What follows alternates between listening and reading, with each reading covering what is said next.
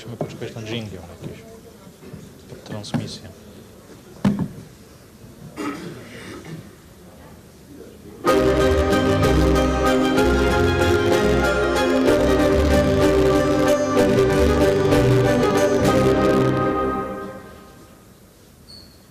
Witam Państwa bardzo serdecznie. Welcome, ladies and gentlemen, to another panel, the panel on so-called green agenda, ideology or necessity. This is the topic, the title of this panel.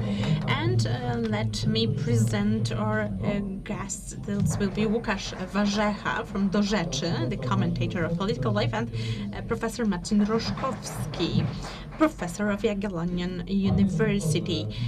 Dear editor, let me start from a tricky question, because if we read your columns and your articles and comments, it seems you're quite skeptical about green revolution and skeptical towards global warming. So before I will ask you the main question, whether it's ideology or necessity, let me ask you directly. Are you skeptical about the environmental protection and global warming? I think that everything is about definition and lack of clear-cut definitions. According to some research, for example, an interesting research on potential scientific consensus that became very popular, there is no mention of global warming anymore. This is just climate change that is mentioned, so the narrative changed in order to protect against a situation when it appears that global warming is not there, it's not present, but the climate is changing. Of course, it is changing, and we can all agree on that. But that's a good question, because it allows me to make my statement clear. Absolutely, energy transition is indispensable. It's needed. And when we take a look on whom we depend in terms of energy, it's a good solution, but it cannot be carried out under pressure, and it cannot have solid foundations. So it cannot be based on hypotheses and models, because if we followed this forced path, the cost of it are absolutely enormous. So let's do it, but let's do it our way, and let's do it while remembering that people cannot suffer. People can suffer, first and foremost. And isn't it so in this case that, like with the discussion about adoption of euro in Poland, that we committed to convert to euro, but we will do it on our way and without any pressure. So isn't it tempting for politicians to postpone it in time? I don't know anything about it, but I think that even under the pressure, the energy transition was not performed in a way it should be performed. Quite recently, I've been quite surprised that since 2010, there has been a PGE EJ1 supposed to set up a nuclear power. It was bought by the state treasury, but still we do not have any power plant in Poland. That means that the government is not building any nuclear power plant as well. We do not have the location for nuclear power plant. So, but if we decided to adopt, for example, Fit for 55, and here Minister Moskva's declaration made me alert that we are supposed to agree to follow the general direction with some observations. So if we adopted that, I have no doubts that that would mean, in the perspective of 2 decades or so, a dramatic pauperism in Poland and Polish people becoming poorer. Fit for 55, but maybe let me ask you, dear professor, what is your official statement? To what extent is it a necessity, and to what extent it's only an ideology? So we don't know what kills us, CO2 or the CO2 prices. So it's not only about energy market. It's not only about power.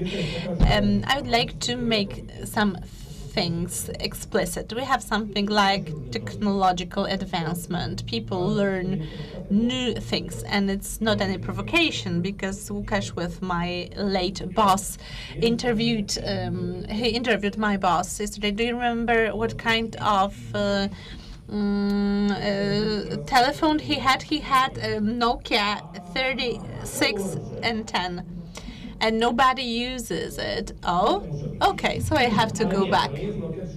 But it's not the same. It's not the Nokia 3610. But so thank you. So my presentation was with us. But we have some technological advancement, and we will not go back to some things. We will not go back to traditional telephones. We will not go anywhere by horse cart, and we have LED lighting here, and we had lighting bulbs before. So we have technological progress. People learn how to use available resources.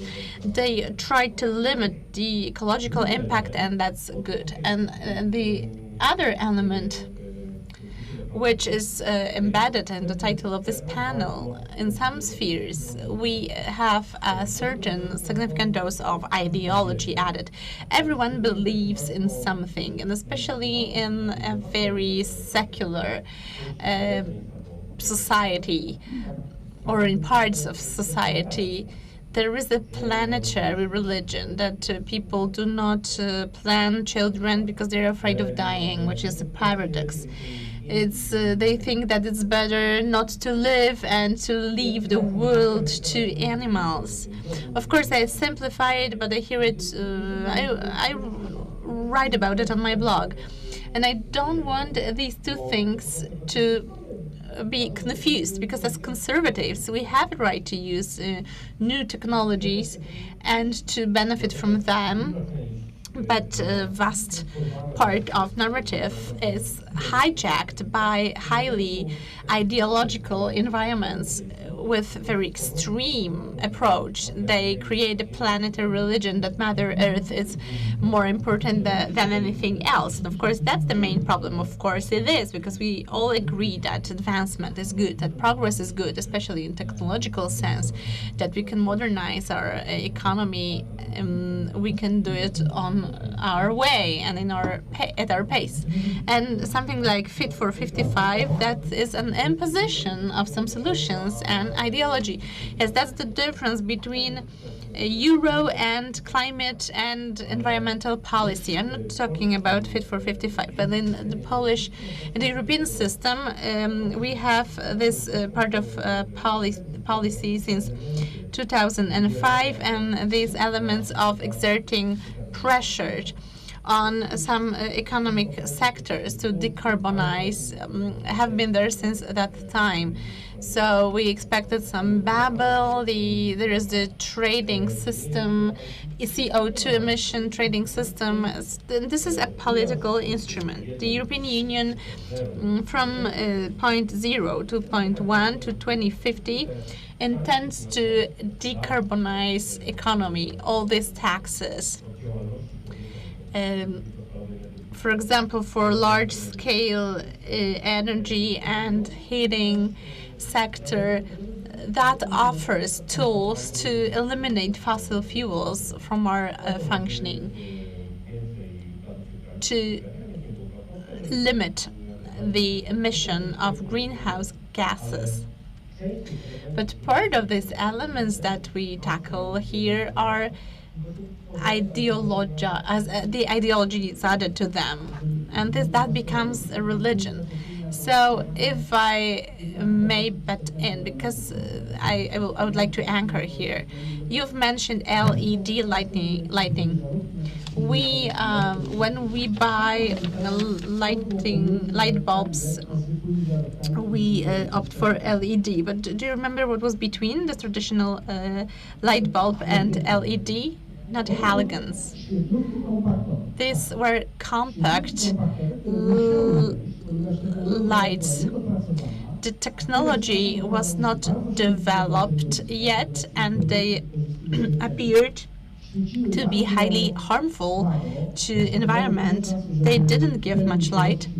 They required some time to achieve their full potential. So this product was totally undeveloped, but its introduction on the market was forced with specific regulations of the European Union. Don't you think that that was somebody's interest to do so? Yes, of course, it's a great business. We have to admit it. Yes, and that's why I wanted to add this component, because today when I'm listening to leaders being enchanted that soon within Fit for 55 it will be forbidden to register new cars and only e-cars will be there, and hydrogen technology is still at a very early stage of development. So that will be exactly the same process as we had with light bulbs. So underdeveloped technology that want to enter the market, and with many instruments like penalization and many tools. And we have this emission fee, 10 groszy per liter of fuel for the purpose of green communication. And at the same time, the batteries for e-cars, they are made of something. The infrastructure, Marcin will say something more about it, has limited lifetime. If we were to have 1 million e-cars by 2050, the Polish energy grid will not support that. So somebody wants to generate some profit on it. Another threat that we could explore if we get forced to implement green technologies, energy technologies, who will be the main beneficiary? Not Poland, of course, because we do not have such technologies at our avail. Our neighbor has it, and they will be more than happy to sell it to us. So it's all about money, because if we were to stick to this regulations strictly, the aviation is bad, maritime transport is bad, the power industry is bad. So what does it all serve for? There were several issues mentioned, the ideological elements, some of them in good faith and some in bad faith, got interfaced with the business. And the main driving force of energy transition now, because we focus on energy transition once again, is that the business requires some solutions which are different from the ones which are applied in Poland. What is the reason behind that?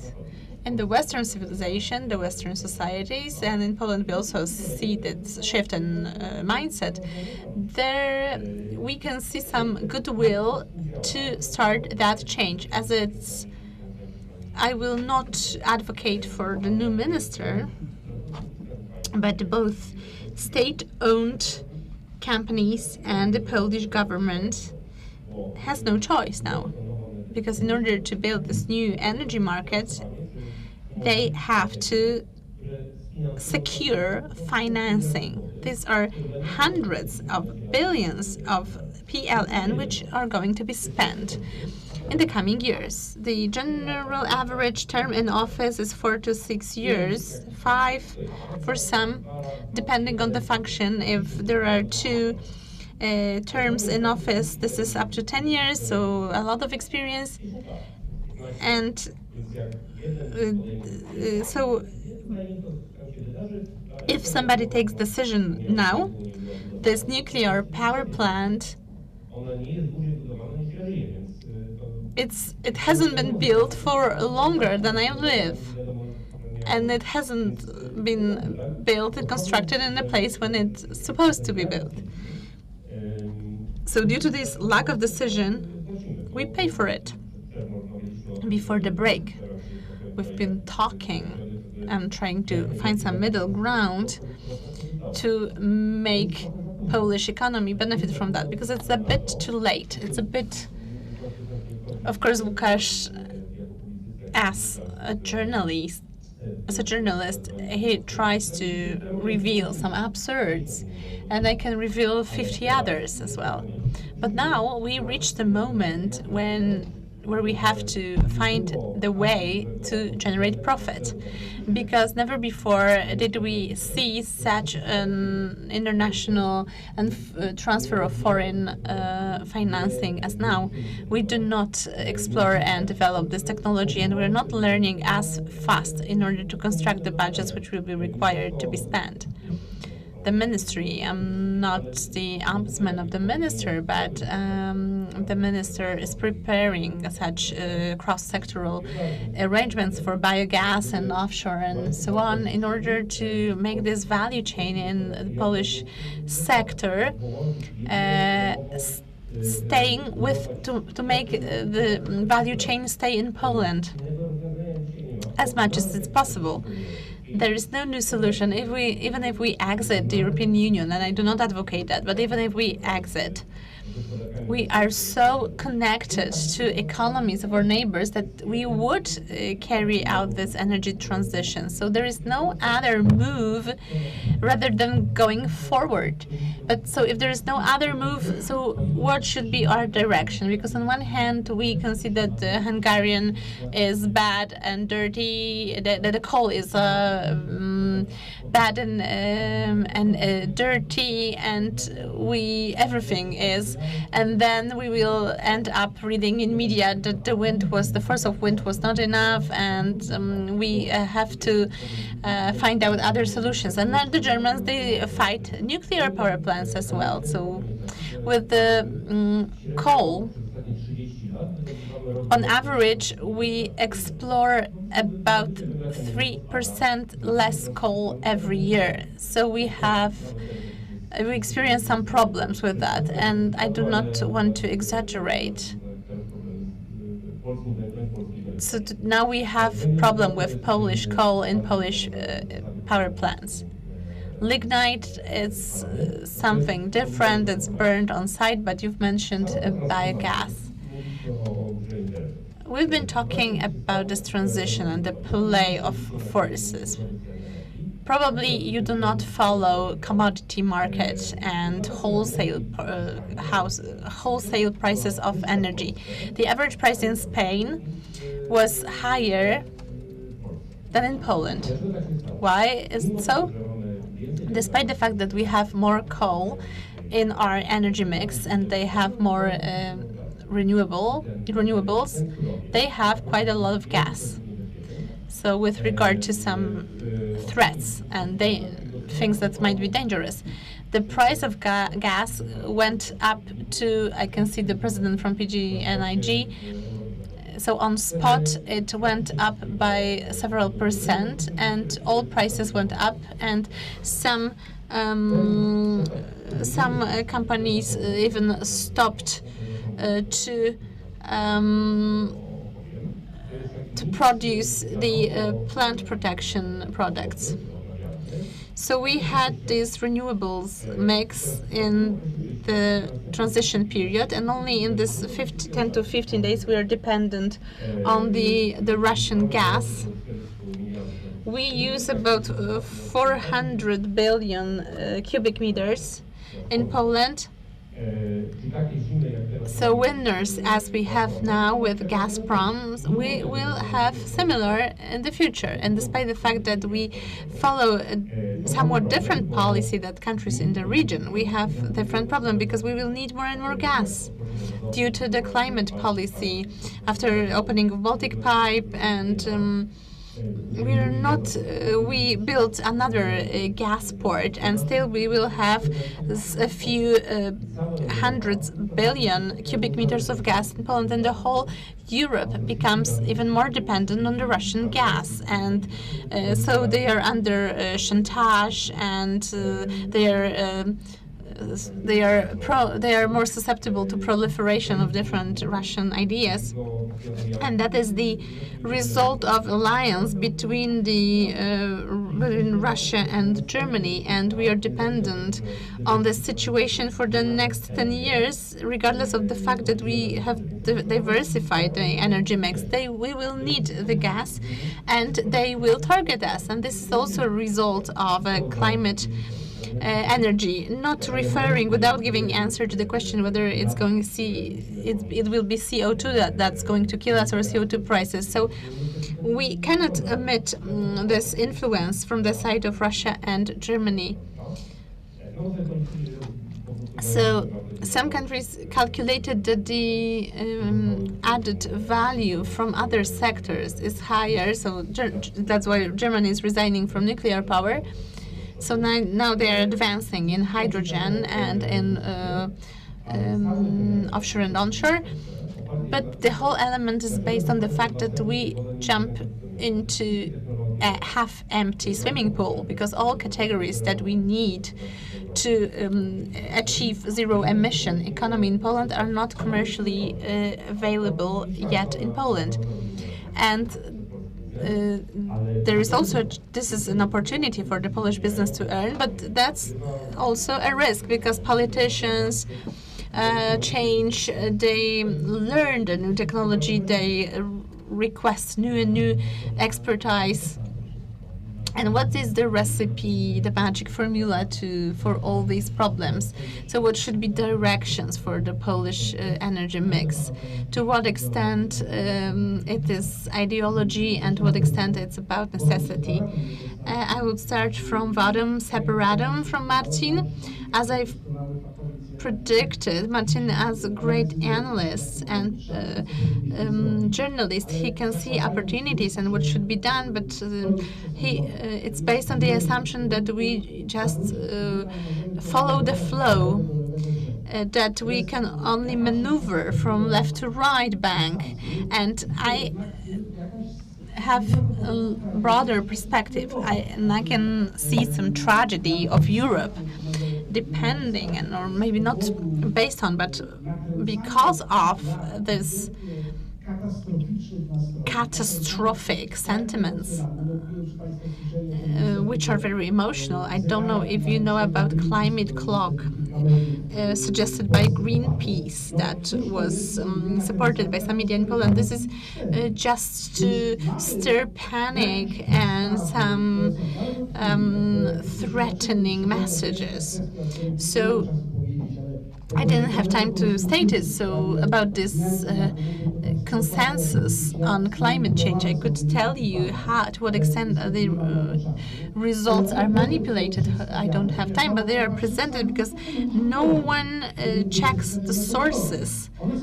People do not verify the methodology, and then research is manipulated, and then they say that 1.7% of researchers agree that global warming or climate change is due to human beings. But we do not know details. For example, what can be done about it, even if we assume it's true, leaving aside the fact that if you analyze a specific report, it is constructed based on some manipulations. I strongly encourage you to take a look at it. So I would like to go back to the foundation, because it is rather unsolid. We have feeble foundations, and the whole pressure built on that, for example, with projects like Greta Thunberg. And based on that, we're expected to pay not hundreds of millions, but hundreds of billions euros for something that might not have any tangible effect. There were no analysis showing what is the specific influence of Fit for 55 for the issue of climate. There's no such analysis showing, okay, we will do this and that, and then here and there it will stop, the ocean level will stop at this or that level. There is nothing like that because nobody is interested, nobody has analyzed that, and such analysis is impossible to be carried out if we are told that because of climate purposes 40 million people migrated. It's another manipulation, because we can ask, but okay, but was it really so that they migrated for that reason? Maybe we should check the political situation in the region and whether changes that happened there were so severe, or maybe they experienced similar ones before. So if you go deeper in the topic, it appears that this research has very poor foundations, and based on that, based on these base, we are supposed to pay from our pockets, because it's obvious this is our money. We are supposed to pay billions of euros, and with full respect to Marcin, but for sure it is needed to know what to do about it. But I think we should be very courageous and boldly go back to the basics and to verify these basics.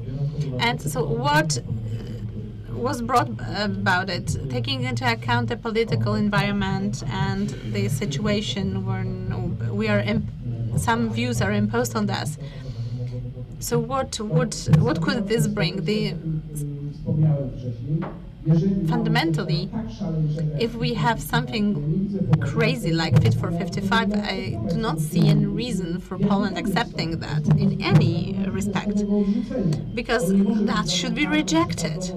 It cannot be a joker in any play. The energy transformation, yes, for strategic purposes, of course, but not because Mr. Timmermans wants to build his political position based on climate change. And so maybe I will be cynical or just pragmatic. You will say for yourself, as I do not have any titles. I do not have any academic title, unfortunately. But this is like in 1945, we were the lost ones in the winning team, but we could do nothing about it at the time. And now what we can do is to build new sectors of economy and try to generate some profit, because no matter whether we are within the EU or outside it, it was like during the European Council, when I assisted the late president in 2005, our politicians are saying exactly the same for 15 years. And this discussion is well-founded, but it should take place 15 years ago. And for now, no moves were taken. No steps were taken. And if we don't make a step forward, and I'm not talking about Fit for 55 as it's not closed anymore, and I agree, I would agree with you to some extent, but taking into account what we have in the Polish law, if we don't start to transform and adapt, our economy is the most extensively is the one of the largest CO2 emitters in Europe, and we will have giant problems in many fields. And I do not believe that we are able to maneuver through that, because the same decisions were taken 15 years ago, and this is in the generation of our parents. Of course, maybe I show a different perspective because I talk to the Green and to others, to trade unions at coal mines, and I do not see much area for maneuver. We can maybe we should propose new hydrogen installation rather than Siemens proposition, because there is still some room, and it's very difficult and highly competitive, because we have a lot of discussion that maybe we will do it this way or another, but we do not have time. And soon electricity will not cost 500 PLN, but 700 PLN on spot trade exchange, commodity exchange, and that will affect all of us. And this is too late for this discussion, of course. We can suggest 50 absurd things. No human activity is zero emission, because if there is no pollution, no CO2, there is always some emission. The whole semantic field is also changed, but it's too late. It's not anything that happened yesterday. Today we have Prime Minister Morawiecki saying that it cannot be otherwise. This is the process we've been involved in for 15 years. Unfortunately, we have to put a full stop here, and that was a very interesting discussion. Łukasz Warzecha from Do Rzeczy and Marcin Ruszkowski, the president from the Jagiellonian Institute. Karol Gac is my name, and it was my pleasure to moderate this discussion on the Green Agenda, ideology or necessity. Now, the time has come for a short break.